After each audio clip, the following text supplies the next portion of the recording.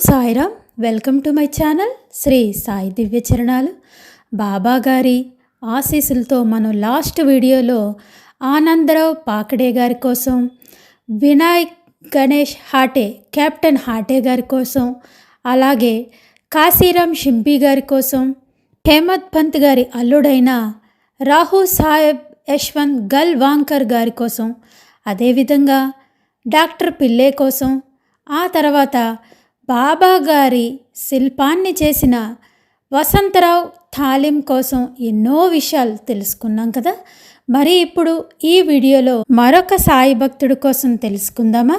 బాబా గారి యొక్క లీలలు, వారు ముఖ్యంగా వారి భక్తులను ఎంపిక చేసుకునే తీరును చూస్తే చాలా చిత్రంగా అనిపిస్తుంది. మనం అనుకుంటాం, అందరం కూడా మనం బాబా భక్తులు అయ్యామని అనుకుంటాం. కానీ ఖచ్చితంగా బాబా మనల్ని ఎంపిక చేసుకుంటే మాత్రమే మనం ఆయనకు భక్తులుగా ఉండగలం, ఆయన దగ్గరకు చేరుకోగలుగుతాం. ఆయన దగ్గరికి చేరిన తర్వాత మనందరికీ కూడా మనకు తెలియకుండానే మనలో ఉన్నటువంటి విద్యను బాబా వారి పని కోసం ఉపయోగించుకుంటారు. ఎందుకంటే చాలామందికి తెలియదు. కానీ మనం ఏది అయితే లౌకికంగా నేర్చుకుంటామో వాటిని ఖచ్చితంగా బాబాకు సంబంధించిన సేవలో, బాబాకు సంబంధించిన పనిలో తప్పకుండా పెడతాం. అది అనుభవించిన వాళ్ళకి మాత్రమే తెలుస్తుంది. బాబా ఒక్కొక్కరిని ఒక్కొక్క పని కోసం ఎంపిక చేసుకుంటారు.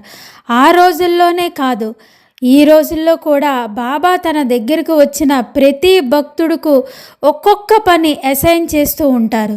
ఉదాహరణకు నానాసాహెబ్ చందోర్కర్ గారికి ఒక పని, నానాసాహెబ్ నిమోన్కర్ గారికి మరొక పని, సాటే గారికి ఒక పని, బాహుసాహెబ్ జోగ్కి ఒక పని, కాకాసాహెబ్ దీక్షిత్ గారికి ఒక పని, ఇలాగా ఒక్కొక్కరికి ఒక్కొక్క పని అసైన్ చేస్తూ ఉంటారు. అలా అని బాబా ముఖతా ఎవ్వరికి నువ్వు ఈ పని చెయ్యు చెప్పలేదు. వారిలో వారికి ప్రేరణ కలిగేలాగా బాబా చేస్తారు. అందుకనే కాకాసాహెబ్ దీక్షిత్ గారు ముంబై విల్లేపార్లేలోని అంత పెద్ద ఇల్లు, కార్లు, అంత పెద్ద హోదా అన్నీ వదిలి ఎక్కువ కాలం షిరిడీలోనే ఉండాలని, షిరిడీలో తన సద్గురు యొక్క చరణాల దగ్గర గడపాలని, అనునిత్యం బాబాగారి ధ్యాసలో ఉండాలని అంత పెద్ద స్థాయిలో ఉన్న కాకాసాహెబ్ దీక్షిత్ గారు కూడా షిరిడీకి వచ్చి అక్కడ ఒక వాడాను కట్టుకొని నిరంతరం సాయి ధ్యాసలోనే ఉండేవారు. బాబాగారి పట్ల దీక్షిత్ గారికి ఉన్న ప్రేమ, తన పట్ల బాబా చూపించే ప్రేమను గ్రహించగలిగారు కాబట్టే షిరిడీలో ఉండే భాగ్యాన్ని పొందారు కాకాసాహెబ్ దీక్షిత్.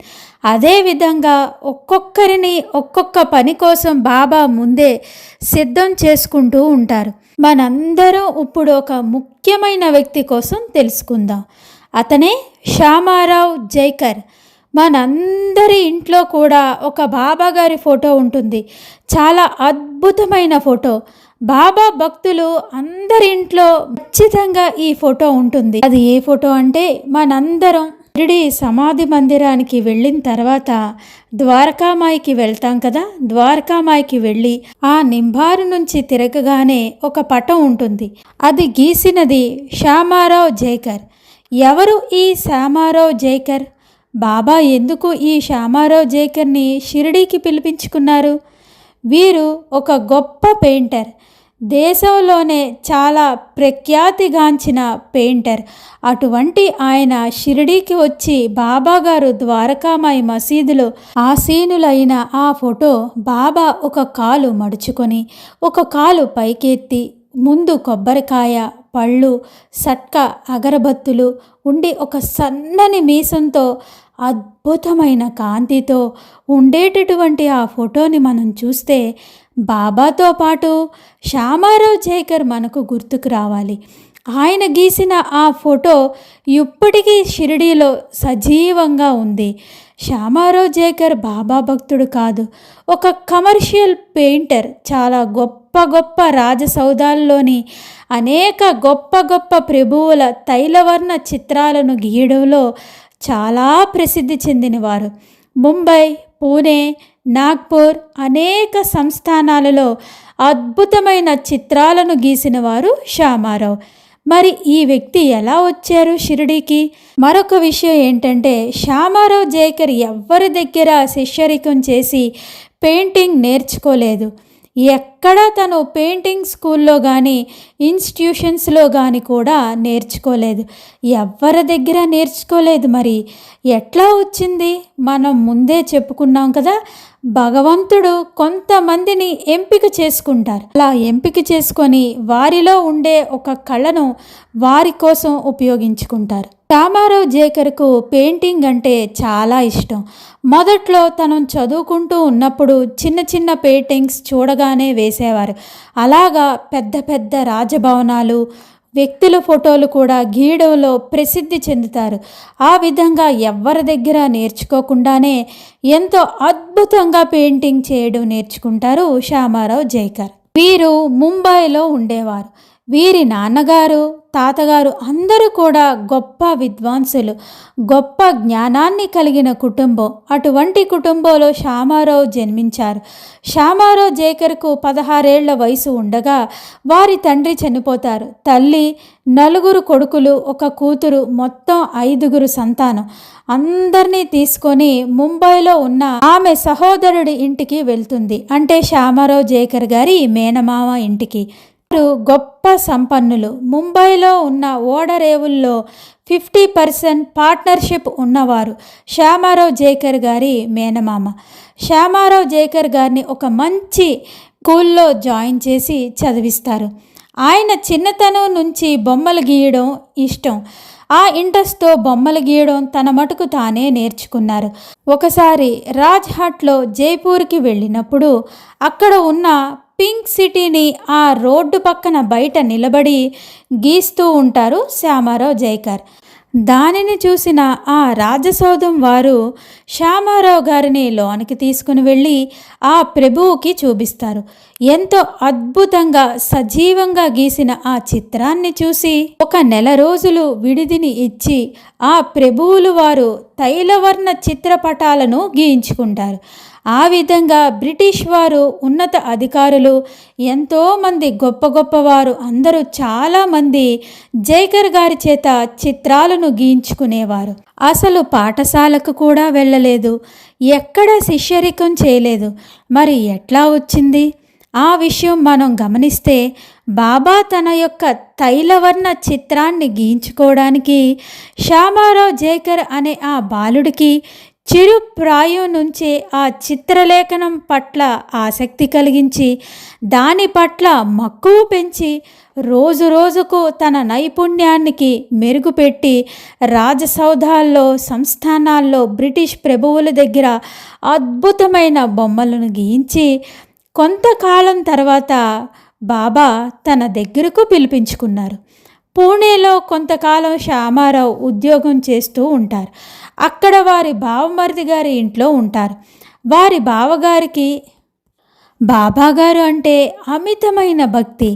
ఆయన ఒకసారి చెప్తారు, షిరిడీలో ఒక పరమాత్మ ఉన్నారు, ఆయన మనందరి పాలిట గొప్ప దైవం అని చెప్తారు. కానీ శ్యామారావు గారికి ఏమీ పట్టదు, అసలు ఏమీ పట్టించుకోరు. ఒకసారి బ్రిటిష్ ప్రభువుకు సంబంధించిన చిత్రం గీయడానికి పూణేకి వెళ్ళినప్పుడు అక్కడ ఉన్న రాజ్ బహదూర్ మౌరేశ్వర్ ప్రధాన్ అనే బాబా భక్తుడికి శ్యామారావు జైకర్ గారికి పరిచయం అవుతుంది. వీరి యొక్క నైపుణ్యాన్ని చూసి ప్రధాన్కు ఒక కోరిక కలుగుతుంది. అబ్బా, ఇతను ఎంత బాగా గీస్తున్నారు, ఎప్పుడైనా ఈ శ్యామారావు జైకర్ గారిని షిరిడీకి తీసుకుని వెళ్ళి బాబా యొక్క మంచి తైలవర్ణ చిత్రపటం గీయించాలి అని కోరిక కలుగుతుంది ఎండబ్ల్యూ ప్రధాన్ గారికి. కానీ బాబా ఎప్పుడు ఎవరి చేత తన చిత్రాన్ని గీయనివ్వరు. ఒకవేళ బాబా గారికి తెలియకుండా గీయనిస్తే అందులో బాబా కనిపించరు. బాబాను ఒప్పించడం చాలా కష్టం. అయినా సరే బాబా మీదనే భారం వేసి ఎలా అయినా ఈ శ్యామారావు జైకర్ గారిని ఒప్పించి షిరిడీకి తీసుకువెళ్ళాలని నిర్ణయం తీసుకుంటారు ఎంవి ప్రధాన్. ఈ రోజులు వారిద్దరికీ పరిచయం బాగా పెరిగిన తర్వాత ఒకరోజు శ్యామారావు జేకర్ గారిని అడుగుతారు. శ్యామారావు జేకర్ గారు, మీరు నేను ఒక్కసారి షిరిడీకి వెళ్ళాలి, మీరు తప్పకుండా రావాలి, మీరు రాను అని మాత్రం నాతో అనకండి, మీరు వచ్చి అక్కడ బాబా అనే గొప్ప సత్పురుషులు ఉన్నారు, వారి యొక్క తైలవర్ణ చిత్రపటం మీరు తప్పకుండా గీసి తీరాలి అని చెప్తారు. మీరు గీసిన ఆ చిత్రపటం చరిత్రలో మిగిలిపోవాలి. భవిష్యత్తులో బాబాను చూడలేదు ద్వారకామాయిలో సజీవంగా అని అనుకునేవారందరికీ కూడా మీ ఫోటోని చూడగానే బాబాను చూసిన అనుభూతి వారందరికీ కలగాలి. బాబా గారు చిత్రం సజీవంగా మిగిలిపోవాలి, అది మీరు మాత్రమే గీయగలరు అని చెప్తారు ఎంవి ప్రధాన్. సరే, మీరు వెళ్ళినప్పుడు చెప్పండి, వీలైతే నాకు సమయం ఉంటే తప్పకుండా వచ్చే ప్రయత్నం చేస్తానంటారు శ్యామారావు జేకర్. ఒక శుభముహూర్తాన షిరిడీకి బయలుదేరుతారు శ్యామారావు జేకర్ గారు, ఎంవి ప్రధాన్ గారు. ఇద్దరూ కలిసి ట్రైన్లో బయలుదేరుతారు. కానీ ఎందుకో కానీ శ్యామారావు జేకర్ గారు అయిష్టంగానే బయలుదేరుతారు. ట్రైన్లో ఆలోచిస్తూ ఉంటారు, అసలు నేను ఎందుకు ఈ యాత్ర చేస్తున్నాను, నేనెందుకు షిరిడీకి వెళ్తున్నాను, ఇదే సమయాన్ని నేను ఏదైనా గొప్ప సౌధంలో ఏ బ్రిటిష్ సంస్థానంలో ఉంటే ఆ ప్రభువుల యొక్క చిత్రాలను గీస్తే నాకు కాస్త డబ్బులు కూడా వచ్చేవి కదా, నేను వెళ్ళి షిరిడీలో ఈ ఫకీరు బొమ్మను గీస్తే నాకు వచ్చేది ఏమిటి అని రకరకాలుగా ఆలోచిస్తూ ఉంటారు. బాబా షిరిడీకి వెళ్ళగానే బాబా గారి చిత్రాన్ని గీయడానికి బాబా ఒప్పుకున్నారా? మరి ఎవరు ఒప్పించారు బాబా గారి చిత్రాన్ని గీయడానికి? అవన్నీ కూడా మనం మరొక వీడియోలో తెలుసుకుందాం. సమర్థ సద్గురు శ్రీ సాయినాథ్ మహారాజ్ కీ జై. ఓం సాయిరామ్.